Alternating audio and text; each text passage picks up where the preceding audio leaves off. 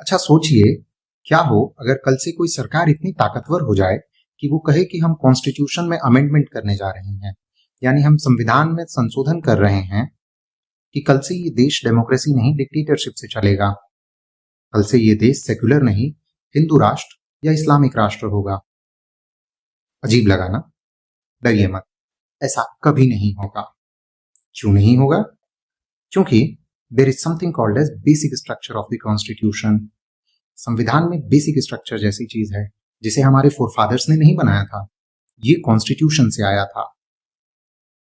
Hello, मेरा नाम है नवीन गोल्डन और आज के वीडियो में हम समझेंगे कि बेसिक स्ट्रक्चर डॉक्ट्रिन क्या होती है, कैसे आया। मेरा मानना है कि किसी भी चीज को समझने के लिए ना उसके बैकड्रॉप में जाना बहुत जरूरी होता है। हम उसके पीछे के रूट्स को थोड़ा अगर समझें, उसका बैकग्राउंड समझें तो चीजें बेहतर समझ में आती है। इसलिए मैं आपको थोड़ा सा बैकग्राउंड में लेके चलता हूं और मैं कोशिश करूंगा कि बहुत शॉर्ट में लेकिन सारी चीजें समझ में आए, कुछ छूटे नहीं। तो देखिए, जब ये देश आजाद हो रहा था ना, तो आजादी के मायने सबके लिए अलग अलग थे। सबके लिए आजादी का मायना सिर्फ अंग्रेजों से आजाद हो जाना नहीं था। हर सेक्शन के लिए अलग अलग था, हर सेक्शन लड़ रहा था। महिलाओं के लिए शायद पुरुषों के पाबंदियों से आजादी थी, किसी बंधुआ मजदूर के लिए शायद उस मजदूरी से आजादी थी। जो लैंडलेस क्लास था ना, उसके लिए आजादी का मतलब था कि उसके पास भी अपनी भूमि हो। जो लोग दबे कुचले थे उनके लिए आजादी का मतलब था कि समानता है। समझ रहे हैं? गरीबों के लिए आजादी का मतलब था कि सबके पास जीने खाने भर का सब कुछ हो, उनकी भी कैपेबिलिटी डेवलप हो, कैपेसिटी डेवलप हो। इस बैकड्रॉप में जब देश आजाद होता है तो इस देश में एक संविधान बनता है, और जब संविधान बन रहा था तो उस संविधान की एक कोशिश थी कि सबके सपनों को साकार करने वाला संविधान बने। एक ऐसा संविधान जो उन हर लोगों के सपने को पूरा करे। लेकिन देश में उस वक्त जो परिवेश था, सबके सपनों को प्रैक्टिकली पूरा कर पाना उसी दौर में पॉसिबल नहीं था। इसके लिए हमने कुछ ऐसे राइट्स थे जो बिल्कुल मूलभूत थे, एक नागरिक होने के नाते, एक समान नागरिक होने के नाते होने ही चाहिए।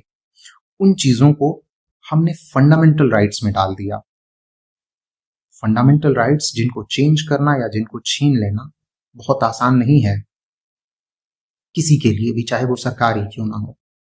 लेकिन कुछ चीजें ऐसी थीं। अब जैसे देखिए, फंडामेंटल राइट्स में क्या क्या है? सबको समानता का अधिकार है, यानी सब बराबर होंगे। आप किसी के साथ भेदभाव नहीं कर सकते, किसी के साथ आप छुआछूत नहीं कर सकते, किसी को कोई स्पेशल प्रिविलेज नहीं दिया जाएगा, आप किसी का शोषण नहीं कर सकते। लेकिन कुछ चीजें ऐसी थीं जो उस वक्त प्रैक्टिकली पॉसिबल नहीं थी। उनको संविधान के भाग 4 में डाल दिया गया। फंडामेंटल राइट्स जो है वो आर्टिकल 12 से लेकर के आर्टिकल 35 तक है, पार्ट 3 में। लेकिन पार्ट 4 जो है उसमें डीपीएसपी है, आर्टिकल 36 से लेकर के आर्टिकल 51 तक। डीपीएसपी का मतलब क्या हुआ? Directive principle of state policy, यानी स्टेट को डायरेक्शन दिया जा रहा है कि आप जब अपनी पॉलिसी बनाएंगे तो इन डायरेक्शंस का ख्याल रखेंगे। ठीक है, अब इस चीज को समझिए, इसमें क्या डाला गया है। जैसे राज्य को यह ख्याल रखना होगा कि जो रिसोर्सेस हैं, इस देश की जो धन संपदा है, वो सब में बराबर रूप से बटे, और इस देश में किसी के पास भी अत्यधिक धन का एक्यूमुलेशन ना हो, किसी के पास भी अनइक्वल डिस्ट्रीब्यूशन ना हो। इसको आर्टिकल 39B और 39C में डाल दिया गया। ऐसे ऐसे कई सारे हैं।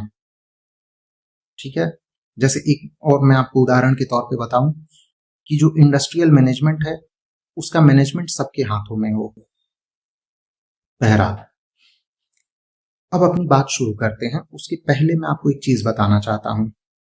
आर्टिकल 13 और आर्टिकल 368। आर्टिकल 368 के तहत सरकारों को और संसद को संविधान में संशोधन करने का हक और अधिकार मिला है। सरकार को अगर संविधान में कोई संशोधन अर्थात बदलाव करना हो तो उसके लिए वो आर्टिकल 368 का इस्तेमाल करती है, संविधान का अनुच्छेद 368। अब एक इंपॉर्टेंट होता है, ये मैं बस रेफरेंस दे रहा हूं, आगे ये समझने के काम आएगा। आर्टिकल 13 ये कहता है कि कोई भी सरकार ऐसा कोई भी कानून नहीं बना सकती है जो किसी के भी फंडामेंटल राइट्स को छीने या रोके। अगर कोई भी ऐसा कानून बनता है तो वो कानून उस हद तक निषेध हो जाएगा, यानी कि वो कानून नहीं माना जाएगा। सरकार कोई भी ऐसा कानून नहीं बना सकती है जिससे कि मेरा आपका फंडामेंटल राइट्स छीने। अब देखिए, फंडामेंटल राइट्स के लिए आर्टिकल 15 जो है वो कहता है कि शिक्षा में या शैक्षणिक संस्थान में किसी के साथ कोई भी भेदभाव नहीं होगा। ठीक है, लेकिन समाज में बदलाव आने में वक्त लगता है, सब चीज कागजों से तो होता नहीं है। भारत जब आजाद हो गया तो शिक्षा में जो अगड़े लोग थे या जो पुराने संपन्न लोग थे उनका वर्चस्व था शिक्षा में। तो जो तत्कालीन मद्रास सरकार थी वो पिछड़ों के लिए या जो वंचित लोग थे उनके लिए वो शिक्षा और शैक्षणिक संस्थान में जो है रिजर्वेशन लेकर के आई। Here comes the problem, society को शायद ये डाइजेस्ट नहीं हुआ। तो चंपकम दुराईराजन जो है वो कोर्ट पहुंचे। यहां से आया चंपकम दुराईराजन केस। चंपकम दुराईराजन ने कहा कि जब आप एक स्पेसिफिक सेक्शन को कोई प्रिविलेज दे रहे हैं तो मतलब आप हमारे साथ भेदभाव कर रहे हैं, और आर्टिकल 15 कहता है कि आप शैक्षणिक संस्थान में किसी के साथ भेदभाव नहीं कर सकते हैं। ठीक है, सुप्रीम कोर्ट ने कहा बात तो सही है, और फंडामेंटल राइट्स तो किसी का कोई किसी सूरत में नहीं छीन सकता है, तो इसलिए हम इस कानून को नकारते हैं। आपको सबको बराबर नजर से देखना होगा।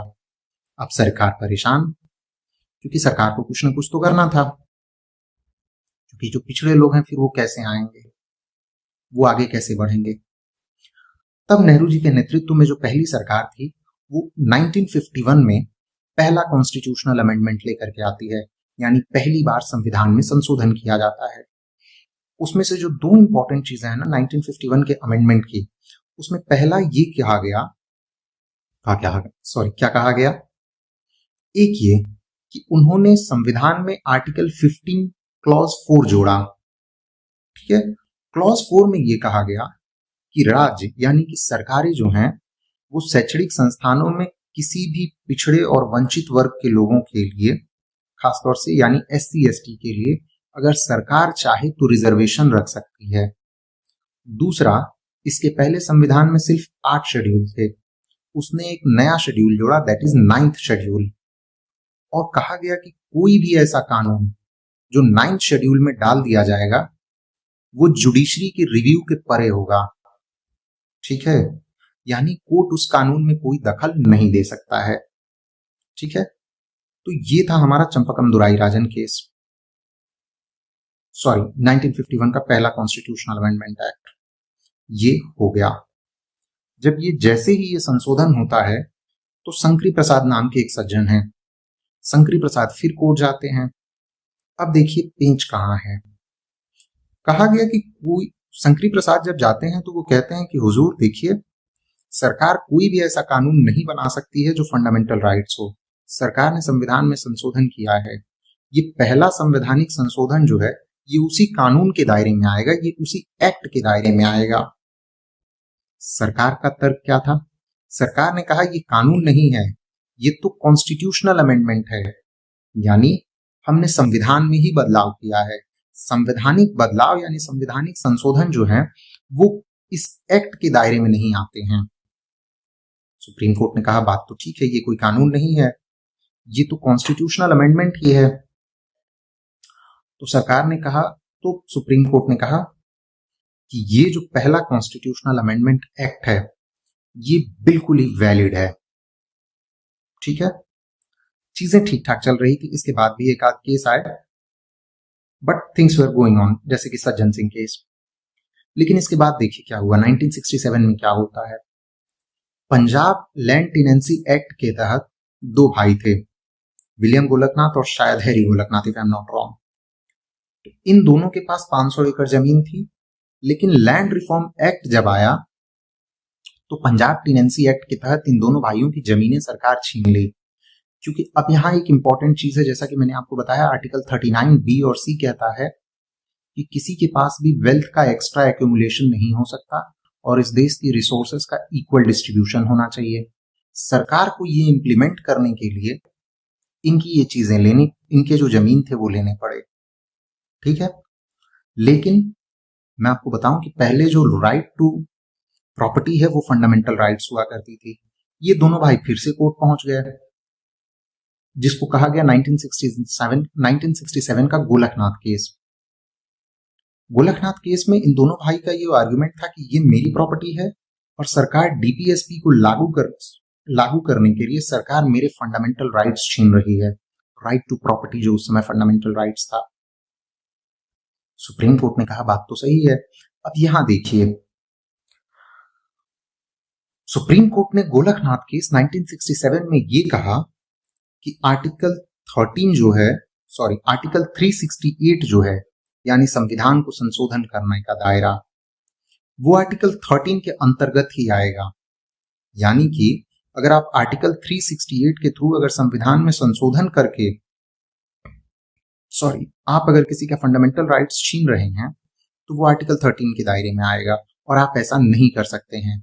यानी सुप्रीम कोर्ट ने साफ कर दिया कि आप फंडामेंटल राइट्स में अमेंडमेंट नहीं कर सकते हैं। अब सरकार के लिए दिक्कत था, क्योंकि डीपीएसपी लागू करने के लिए फंडामेंटल राइट्स में कुछ न कुछ तो छेड़खानी करनी पड़ती। ये सरकार के लिए एक मुश्किल भरा कदम था। ये 1967 का केस था। अब अगर 1967 का आप परिवेश देखेंगे तो 66 में मिसेस गांधी प्राइम मिनिस्टर हो चुकी थी इस देश की, और 67 की जो पॉलिटिक्स थी वो कमोबेश अब सोशलिस्ट लाइन पे जा रही थी। जेपी और लोहिया जैसे लोगों का उदय हो रहा था। अलग अलग राज्यों में अलग अलग रीजनल पार्टीज बनने लगी थी और कई ऐसे राज्य थे जहां से अब कांग्रेस का वर्चस्व खत्म हो रहा था। अगर आप देखेंगे और पढ़ेंगे तो योगेंद्र यादव जैसे जो स्कॉलर हैं वो उस दौर को पहला डेमोक्रेटिक अपसर्ज कहते हैं इंडिया का। खैर वो बात का किस्सा है। इस बैकड्रॉप में अगर आप देखेंगे तो फिर 1971 में इंडिया पाकिस्तान का युद्ध होता है, लेकिन इंदिरा जी जो हैं वो भी कमोबेश उनका झुकाव सोशलिस्ट पॉलिटिक्स की तरफ था और वो जनता में अपनी छवि मजबूत करना चाह रही थी। इसके लिए एक एक करके चीजें हुई, जैसे बैंकों का नेशनलाइजेशन हुआ, यानी कि जितने बैंक थे प्राइवेट, सरकार ने उनको छीन करके उनका राष्ट्रीयकरण कर दिया। और क्या हुआ, बाद में इंदिरा गांधी प्रीवी पर्सेस खत्म कर देती हैं, है ना। लेकिन लेकिन लेकिन लेकिन इसी 71 में केरला लैंड रिफॉर्म एक्ट आया। केरला लैंड रिफॉर्म एक्ट जब आया तो इसमें केरल का जो एक मठ था ना, उसमें एक शंकराचार्य की जमीन को छीन लिया गया। केरल का जो मठ था, तो शंकराचार्य ने कहा कि मैं इस मठ का शंकराचार्य हूं, तो उस नाते ये मठ की सारी जमीन है। लेकिन सरकार ने केरल लैंड रिफॉर्म एक्ट के तहत उनकी सारी जमीनें ले ली। जब उनकी जमीनें ले ली गई तो वो जो उस मठ के जो शंकराचार्य थे वो पहुंच गए सुप्रीम कोर्ट, जिनका नाम था केशवानंद भारती, और वहां से आया केशवानंद भारती केस। उसी केशवानंद भारती से बेसिक स्ट्रक्चर डॉक्ट्रिन निकला, जिसकी हम अभी तक बात कर रहे थे। लेकिन इसी केशवानंद भारती केस के पहले एक और चीज आप समझिए। इंदिरा गांधी जो हैं बहुत होशियार थी। तब वो इसके पहले 24th कॉन्स्टिट्यूशनल अमेंडमेंट एक्ट ला चुकी थी। संविधान में 24वां संविधान संशोधन बिल, 24वें संविधान संशोधन बिल यानी 24th कॉन्स्टिट्यूशनल अमेंडमेंट एक्ट में सरकार ने ये कहा कि आर्टिकल 13 और आर्टिकल 368 इन दोनों के बीच में कोई रिश्ता नहीं है। यानी 13 का 368 से कोई लेना देना नहीं है और 368 का 13 से कोई लेना देना नहीं है। ठीक है। Article 25th constitutional amendment act जो है वो बहुत दिलचस्प हो जाता है। 25th कॉन्स्टिट्यूशनल अमेंडमेंट एक्ट में ये कहा गया, संविधान में ये लिखा गया कि देखिए, आर्टिकल 39B जो ये कहता है कि रिसोर्सेस का इक्वल डिस्ट्रीब्यूशन हो, और आर्टिकल 39C जो ये कहता है कि किसी के पास भी बहुत मास लेवल पे वेल्थ का डिस्ट्रीब्यूशन ना हो, बहुत बड़े लेवल पे वेल्थ का एक्यूमुलेशन ना हो। ठीक है। तो सरकार ने ये कहा कि आर्टिकल 39B और आर्टिकल 39C को इंप्लीमेंट करने के लिए अगर कोई भी कानून बना तो वो आर्टिकल 14 यानी कि राइट टू इक्वालिटी, आर्टिकल 19 और आर्टिकल 31 ये दोनों जो थे वो राइट टू प्रॉपर्टी थे तब, जो कि फंडामेंटल राइट्स था। तो आर्टिकल 39 बी और सी को लागू करने के लिए अगर कोई भी कानून बना तो वो आर्टिकल 14, 19 और 31 का वायलेशन नहीं माना जाएगा। और इसी 25th कॉन्स्टिट्यूशनल अमेंडमेंट में एक और बात कही गई कि ऐसा कोई भी जो कानून बनेगा वो जुडिशियल रिव्यू से परे होगा, यानी कि इसकी जुडिशरी जो है ऐसे किसी भी कानून की व्याख्या या विवेचना या उसमें रिव्यू नहीं कर सकती थी। अब जब केशवानंद भारती की सारी जमीनें ले ली गई और वो कोर्ट पहुंचते हैं तो केशवानंद भारती केस में 24th और 25th अमेंडमेंट को भी चैलेंज कर दिया गया। केशवानंद भारती केस अपने आप में हिस्टोरिक था क्योंकि वो अब तक की सबसे बड़ी बेंच थी, 13 जजों की बेंच बैठी थी, यानी इस केस को सुलझाने और सुनने के लिए 13 जजों की बेंच बैठी थी। अंततोगत्वा 24 अप्रैल 1973 यानी 24 अप्रैल 1973 को इसका वर्डिक्ट आया। क्या वर्डिक्ट आया? 7-6 का वर्डिक्ट था, यानी 7 जज फैसले के पक्ष में थे, 6 इसके अगेंस्ट में थे। क्या फैसला आया? ये ऐतिहासिक फैसला था, क्योंकि अगर आप देखिए सारी लड़ाई कहीं ना कहीं 13 और 368 के बीच की थी, या फिर इसको आप इस चीज से समझिए कि सारी लड़ाई जो है फंडामेंटल राइट्स और डीपीएसपी के बीच की थी, या फिर एक दूसरा पक्ष ये भी था कि सारी लड़ाई इस बात की थी कि सुप्रीम कोर्ट बड़ा या सरकार बड़ी, क्योंकि सरकार बार बार कोई कानून लेके आती, सुप्रीम कोर्ट कहता कि ये फंडामेंटल राइट है, ये डीपीएसपी, और इस झगड़े में सरकार सुप्रीम कोर्ट उसको निरस्त कर देती। इसमें लगभग सारे झगड़े सुलझ गए। सुप्रीम कोर्ट ने ये कहा ना तुम बड़े ना हम बड़े, सिर्फ इस देश का संविधान बड़ा। और सुनिए, सरकार के पास ये राइट्स है कि वो संविधान में कोई भी अमेंडमेंट कर सकती है, संशोधन कर सकती है, ये पावर है। लेकिन हाँ, आपका ये पावर अनलिमिटेड नहीं है। संविधान का एक अपना बेसिक ढांचा है, आप उसके साथ कोई छेड़छाड़ नहीं कर सकते। संविधान की आत्मा में कुछ चीजें बसती हैं, आप बिल्कुल से उसमें कोई बहुत बड़ा उलटफेर नहीं कर सकते हैं। जैसे डेमोक्रेसी, लोकतंत्र, आपको संविधान में जो बदलना है बदल लीजिए, लेकिन इसका मतलब ये नहीं है कि आप किसी भी तरीके से इस देश में लोकतंत्र को खत्म कर दें। डेमोक्रेसी, रिपब्लिक, सोवरेनिटी, सेक्युलरिज्म, कुछ कुछ फीचर हैं। जैसे सुप्रीम कोर्ट ने कोई एक्सटेंसिव लिस्ट नहीं दी उस समय, ठीक है, ये कहा गया कि हम समय समय पे बताएंगे कि क्या है, ठीक है। अब देखिए, तो इस समय कहा गया कि जुडिशियल रिव्यू भी है, तो 25th अमेंडमेंट के तहत कहा गया था ना कि कोई भी कानून जो होगा 39 बी और सी को लागू करने के लिए उसका जुडिशियल रिव्यू नहीं होगा। सुप्रीम कोर्ट ने कहा कि चलिए ये बात सही है कि 39 बी और सी को लागू करने के लिए आप कोई कानून बनाते हैं तो वो 14, 19 और 31 के दायरे में नहीं आएगा, उसका कॉन्ट्राडिक्शंस नहीं माना जाएगा, ये सही है। लेकिन कोई भी कानून बने उसका जुडिशियल रिव्यू नहीं होगा, ऐसा नहीं है। क्यों? क्योंकि अब कहा गया कि आप बेसिक स्ट्रक्चर को वायलेट नहीं कर सकते हैं। संविधान का कुछ बेसिक स्ट्रक्चर है, जैसे federalism, separation of power, rule of law, secularism, sovereignty, democracy, republicanism. तो अब कहा गया कि जुडिशियल रिव्यू बेसिक स्ट्रक्चर है, इसलिए जुडिशरी इसका रिव्यू कर सकती है, इसकी समीक्षा कर सकती है जुडिशरी। तो जो 25th अमेंडमेंट का जो क्लॉज बी था, इट हैड बीन डिलीटेड। अब देखिए 75 में देश में इमरजेंसी लग जाती है, 76 में इंदिरा गांधी फिर एक अमेंडमेंट करती हैं। वो कहते हैं कि सिर्फ आर्टिकल 39 बी और सी ही नहीं, किसी भी डीपीएसपी को लागू करने के लिए अगर कोई कानून आता है तो उसका जुडिशियल रिव्यू नहीं होगा। अगेन 1980 मिनर्वा मिल केस में इस बात को खारिज कर दिया गया और कहा गया कि ना तो फंडामेंटल राइट सुप्रीम है और ना ही DPSP. And in that case supreme court stated that the Constitution of India lies on the foundations of the balance between DPSP and fundamental rights। ठीक है, इसके आगे बहुत सी चीजें आई, जैसे 1992 में जब बाबरी ढांचा ढहा दिया गया, उसके बाद से तमाम जितने भी राज्यों में बीजेपी की सरकारें थी उनको भंग कर दिया गया। तब कर्नाटक में के सीएम थे एसआर बोमई, वो केस गया। उस केस में एसआर बोमई केस 1994 में सुप्रीम कोर्ट ने कहा कि सेक्युलरिज्म एक बेसिक फीचर है कॉन्स्टिट्यूशन का, आप इसको किसी भी थ्रू खत्म नहीं कर सकते हैं। आईआर क्वेल्हो केस 2007 का आईआर क्वेल्हो केस क्या है? इसमें ये कहा गया कि केशवानंद भारती केस में चूंकि कहा गया कि जुडिशियल रिव्यू बेसिक फीचर है, इसलिए इसके बाद अब अगर आप उसके बाद जो भी कानून 9th शेड्यूल में डाले गए हैं, ऐसा नहीं है कि उसको चैलेंज नहीं किया जा सकता और उसकी जुडिशियल रिव्यू नहीं होगी। So post 1973 9th schedule does not provide a blanket immunity to any of the act. Any act can be reviewed by judiciary. ठीक है, तो ये था आपका basic structure of the constitution जो केशवानंद भारती केस से निकला।